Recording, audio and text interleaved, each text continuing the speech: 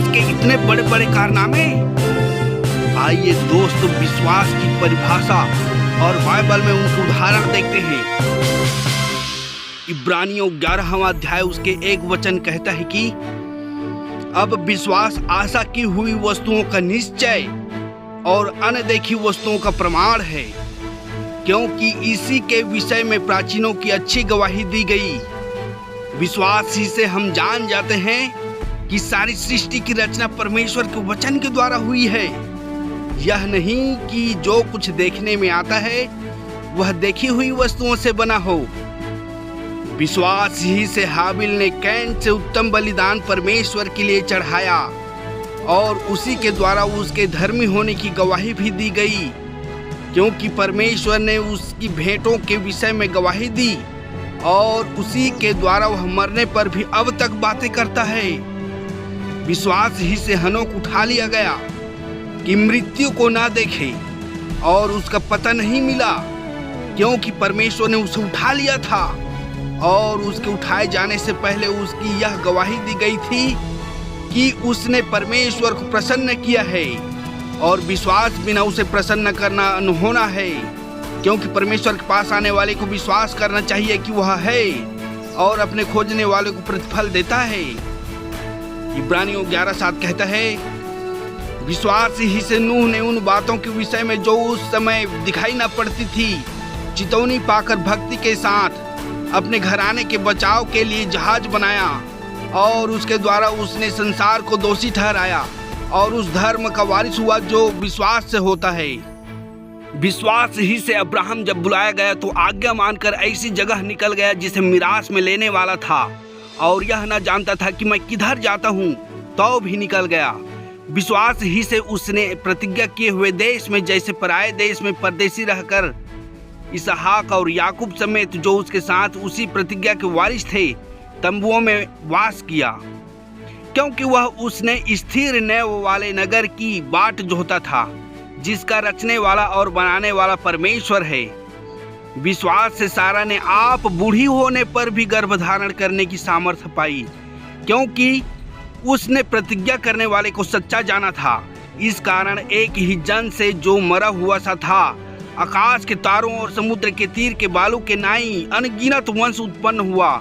ये सब विश्वास ही की दशा में मरे, और उन्होंने प्रतिज्ञा की हुई वस्तुएं नहीं पाई, पर उन्हें दूर से देखकर आनंदित हुए और मान लिया कि हम पृथ्वी पर परदेशी और बाहरी हैं। जो ऐसी ऐसी बातें कहते हैं वे प्रकट करते हैं कि स्वदेश की खोज में हैं, और जिस देश से वे निकल आए थे यदि उसकी शुद्धि करते तो उन्हें लौट जाने का अवसर था, पर वे एक उत्तम अर्थात स्वर्गीय देश के अभिलाषी हैं। इसीलिए परमेश्वर उनका परमेश्वर कहलाने में उनसे नहीं लजाता, सो उसने उनके लिए एक नगर तैयार किया है।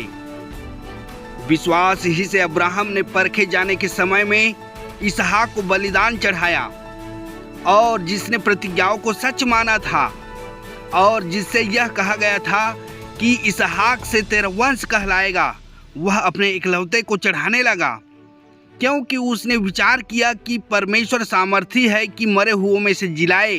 सो उन्हीं में से दृष्टांत की रीति पर उसे फिर मिला। विश्वास ही से इसहाक ने याकूब और एसाव को आने वाली बातों के विषय में आशीष दी। विश्वास ही से याकूब ने मरते समय यूसुफ के दोनों पुत्रों में से एक एक को आशीष दी और अपनी लाठी के सिरे पर सहारा लेकर दंडवत किया।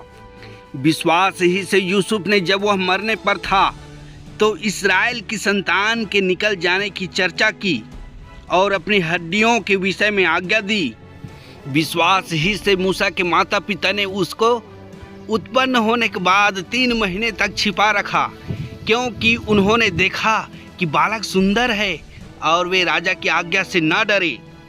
विश्वास ही से मूसा ने सयाना होकर फिरौन की बेटी का पुत्र कहलाने से इनकार किया, इसलिए कि उसे पाप में थोड़े दिन के सुख भोगने से परमेश्वर के लोगों के साथ दुख भोगना और उत्तम लगा, और मसीह के कारण निंदित होने को मिस्र के भंडार से बड़ा धन समझा, क्योंकि उसकी आंख फल पाने की ओर लगी थी।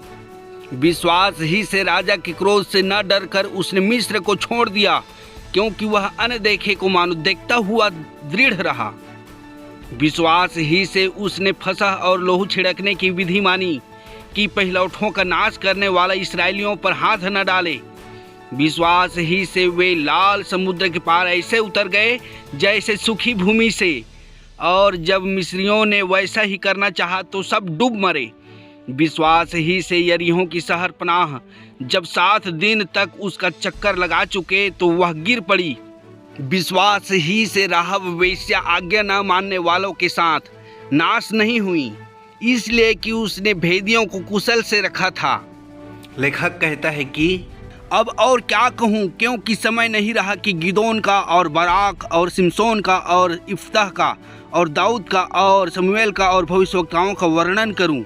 इन्होंने विश्वास ही के द्वारा राज्य जीते, धर्म के काम किए, प्रतिज्ञा की हुई वस्तुएं प्राप्त की, सिंहों के मुंह बंद किए, आग की ज्वाला को ठंडा किया, तलवार की धार से बच निकले, निर्बलता में बलवंत हुए, लड़ाई में वीर निकले, विदेशियों की फौजों को मार भगाया, स्त्रियों ने अपने मरे हुओं को फिर से जीवते पाया। कितने तो मार खाते खाते मर गए और छुटकारा ना चाहा, इसलिए कि उत्तम पुनरुत्थान के भागी हों।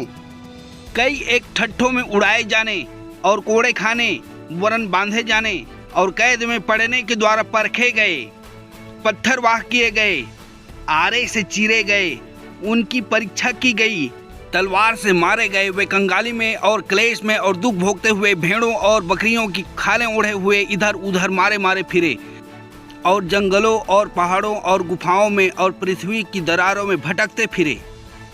संसार उनके योग्य न था और विश्वास ही के द्वारा इन सब के विषय में अच्छी गवाही दी गई, तो भी उन्हें प्रतिज्ञा की हुई वस्तु न मिली, क्योंकि परमेश्वर ने हमारे लिए पहले से एक उत्तम बात ठहराई कि वे हमारे बिना सिद्धता को न पहुँचे। इस कारण जब कि गवाहों का ऐसा बड़ा बादल हमको घेरे हुए है, तो आओ हर एक रोकने वाली वस्तु और उलझाने वाले पाप को दूर करके वह दौड़ जिसमें हमें दौड़ना है, धीरज से दौड़ें और विश्वास के कर्ता और सिद्ध करने वाले यीशु की ओर ताकते रहें, जिसने उस आनंद के लिए जो उसके आगे धरा था लज्जा की कुछ चिंता न करके क्रूस का दुख सहा और सिंहासन पर परमेश्वर के दाहिने जा बैठा। इसलिए उस पर ध्यान करो जिसने अपने विरोध में पापियों का इतना वाद विवाद सह लिया कि तुम निराश होकर हियाव ना छोड़ दो। तुमने पाप से लड़ते हुए उससे ऐसी मुठभेड़ नहीं की कि तुम्हारा लहू बहा हो, और तुम उस उपदेश को जो तुमको पुत्रों की नाई दिया जाता है भूल गए हो कि हे मेरे पुत्र, प्रभु की ताड़ना को हल्की बात न जान, और जब वह तुझे घुड़के तो हियाव ना छोड़, क्योंकि प्रभु जिससे प्रेम करता है उसकी ताड़ना भी करता है, और जिसे पुत्र बना लेता है उसको कोड़े भी लगाता है।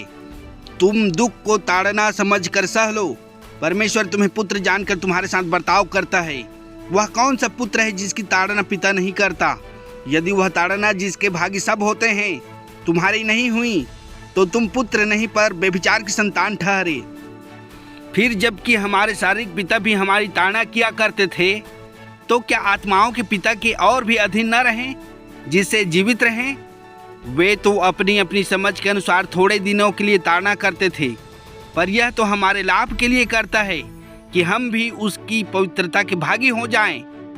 और वर्तमान में हर प्रकार की ताड़ना आनंद की नहीं पर शोक ही की बात दिखाई पड़ती है, तो भी जो उसको सहते सहते पक्के हो गए हैं, पीछे उन्हें चैन के साथ धर्म का प्रतिफल मिलता है। इसलिए ढीले हाथों और निर्बल घुटनों को सीधे करो और अपने पाँवों के लिए सीधे मार्ग बनाओ, कि लंगड़ा भटक न जाए पर भला चंगा हो जाए। सबसे मेल मिलाप रखने और उस पवित्रता की खोजी हो जिसके बिना कोई प्रभु को कदापि न देखेगा। और ध्यान से देखते रहो, ऐसा ना हो कि कोई परमेश्वर के अनुग्रह से वंचित रह जाए, या कोई कड़वी जड़ फूटकर कष्ट दे और उसके द्वारा बहुत से लोग अशुद्ध हो जाएं। आपके और मेरे जीवन में कौन सी समस्याएं हैं? बुरी आदतें, बीमारी, कर्ज अथवा किसी चीज का लत? गलातियों 5:19 कहता है, शरीर के काम तो प्रकट हैं, अर्थात व्यभिचार, गंदे काम, लूचपन, मूर्ति पूजा, टोना, बैर, झगड़ा, ईर्ष्या, क्रोध, विरोध, फूट, विधर्म, दाह, मतवालापन, लीला क्रीड़ा और इनके जैसे और काम हैं। इनके विषय में मैं तुमको पहले से कह देता हूँ, जैसे पहले कह भी चुका हूँ कि ऐसे काम करने वाले परमेश्वर के राज्य के वारिस न होंगे। पर आत्मा का फल प्रेम, आनंद, मेल, धीरज और कृपा, भलाई, विश्वास, नम्रता और संयम है। ऐसे कामों के विरोध में कोई भी व्यवस्था नहीं। और जो मसीह यीशु के हैं, उन्होंने शरीर को उसकी लालसाओं और अभिलाषाओं समेत क्रूस पर चढ़ा दिया है। यदि हम आत्मा के द्वारा जीवित हैं तो आत्मा के अनुसार चलें भी। हम घमंडी होकर न एक दूसरे को छेड़ें और न एक दूसरे से डाह करें। आज आपका और मेरा विश्वास क्या है? क्या प्रभु यीशु मसीह हमारे समस्याओं से छुटकारा नहीं दिला सकता? दूसरा तीमुथियुस 2 के 7 कहता है, जो मैं कहता हूँ उस पर ध्यान दे और प्रभु तुझे सब बातों की समझ देगा। इसलिए परमेश्वर के अधीन हो जाओ और शैतान का सामना करो, तो वह तुम्हारे पास से भाग निकलेगा। परमेश्वर के निकट आओ तो वह भी तुम्हारे निकट आएगा। हे पापियों, अपने हाथ शुद्ध करो, और हे दुचित्ते लोगों, अपने हृदय को पवित्र करो। दुखी हो और शोक करो और रो। तुम्हारी हंसी शोक में और तुम्हारा आनंद उदासी में बदल जाए। प्रभु के सामने दिन बनो तो वह तुम्हें शिरोमणि बनाएगा। जैसा यह 59 के 1 में कहता है, सुनो, यहोवा का हाथ ऐसा छोटा नहीं हो गया कि उद्धार ना कर सके, न वह ऐसा बहिरा हो गया है कि सुन न सके। भजन संहिता 50 के 15 में कहता है, और संकट के दिन मुझे पुकार, मैं तुम्हें छुड़ाऊंगा और तू मेरी महिमा करने पाएगा। यदि तू अपना मन शुद्ध करे और ईश्वर की ओर अपने हाथ फैलाए, और जो कोई अनर्थ काम तुझसे होता हो उसे दूर करे, और अपने डेरों में कोई कुटिलता न रहने दे, तब तो तू निश्चय अपना मुंह निष्कलंक दिखा सकेगा और तू स्थिर होकर कभी न डरेगा। जिसका यह विश्वास है कि यीशु ही मसीह है, वह परमेश्वर से उत्पन्न हुआ है, और जो कोई उत्पन्न करने वाले से प्रेम रखता है वह उससे भी प्रेम रखता है जो उससे उत्पन्न हुआ है। जब हम परमेश्वर से प्रेम रखते हैं और उसकी आज्ञाओं को मानते हैं, तो इसी से हम जानते हैं कि परमेश्वर की संतानों से प्रेम रखते हैं। और परमेश्वर का प्रेम यह है कि हम उसकी आज्ञाओं को मानें, और उसकी आज्ञाएं कठिन नहीं, क्योंकि जो कुछ परमेश्वर से उत्पन्न हुआ है वह संसार पर जय प्राप्त करता है, और वह विजय जिससे संसार पर जय प्राप्त होती है हमारा विश्वास है। संसार पर जय पाने वाला कौन है? केवल वही जिसका यह विश्वास है कि यीशु परमेश्वर का पुत्र है। यही है वह जो पानी और लोहू के द्वारा आया था, अर्थात यीशु मसीह। वह न केवल पानी के द्वारा वरन पानी और लोहू दोनों के द्वारा आया था। और जो गवाही देता है वह आत्मा है, क्योंकि आत्मा सत्य है। और गवाही देने वाले 3 हैं, आत्मा और पानी और लोहू, और तीनों एक ही बात पर सहमत हैं। जब हम मनुष्यों की गवाही मान लेते हैं तो परमेश्वर की गवाही तो उससे बढ़कर है। और परमेश्वर की गवाही यह है कि उसने अपने पुत्र के विषय में गवाही दी है। जो परमेश्वर के पुत्र पर विश्वास करता है वह अपने में ही गवाही रखता है। जिसने परमेश्वर को प्रतीति नहीं की उसने उसे झूठा ठहराया, क्योंकि उसने उस गवाही पर विश्वास नहीं किया जो परमेश्वर ने अपने पुत्र के विषय में दी है। और वह गवाही यह है कि परमेश्वर ने हमें अनंत जीवन दिया है, और यह जीवन उसके पुत्र में है।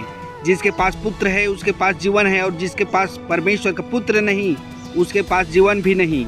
मैंने तुम्हें जो परमेश्वर के पुत्र के नाम पर विश्वास करते हो इसलिए लिखा है कि तुम जानो कि अनंत जीवन तुम्हारा है। और हमें उसके सामने जो हियाव होता है वह यह है कि यदि हम उसकी इच्छा के अनुसार कुछ मांगते हैं तो वह हमारी सुनता है। और जब हम जानते हैं कि जो कुछ हम मांगते हैं वह हमारी सुनता है, तो यह भी जानते हैं कि जो कुछ हमने उससे मांगा है वह पाया है। प्रभु यीशु मसीह दुष्ट आत्माग्रस्त बालक के पिता से संदेह करने पर कहता है कि यीशु ने उससे कहा, यदि तू कर सकता है यह क्या बात है? विश्वास करने वालों के लिए सब कुछ हो सकता है, पर विश्वास से मांगे और कुछ संदेह ना करे, क्योंकि संदेह करने वाला समुद्र की लहर के समान है जो हवा से बहती और उछलती है। ऐसा मनुष्य यह न समझे कि मुझे प्रभु से कुछ मिलेगा। वह व्यक्ति दुचित्ता है और अपनी सारी बातों में चंचल है। तुम मांगते हो और पाते नहीं, इसलिए कि बुरी इच्छा से मांगते हो ताकि अपने भोग विलास में उड़ा दो। इसलिए मैं तुमसे कहता हूँ कि जो कुछ तुम प्रार्थना करके मांगो तो प्रतीति कर लो कि वह तुम्हें मिल गया और तुम्हारे लिए हो जाएगा। क्योंकि जो अपने शरीर के लिए बोता है वह शरीर के द्वारा विनाश की कटनी काटेगा, और जो आत्मा के लिए बोता है वह आत्मा के द्वारा अनंत जीवन की कटनी काटेगा। गलातियों 6:9 कहता है, हम भले काम करने में हियाव ना छोड़ें, क्योंकि यदि हम ढीले ना हो तो ठीक समय पर कटनी काटेंगे। क्योंकि परमेश्वर अन्यायी नहीं कि तुम्हारे काम और उस प्रेम को भूल जाए जो तुमने उसके नाम के लिए इस रीति से दिखाया कि पवित्र लोगों की सेवा की और कर भी रहे हो। पर हम बहुत चाहते हैं कि तुम में से हर एक जन अंत तक पूरी आशा के लिए ऐसा ही प्रयत्न करता रहे। हम जानते हैं कि परमेश्वर पापियों की नहीं सुनता, परंतु यदि कोई परमेश्वर का भक्त हो और उसकी इच्छा पर चलता है तो वह उसकी सुनता है। Thanks for watching my friend. God bless you. Good luck.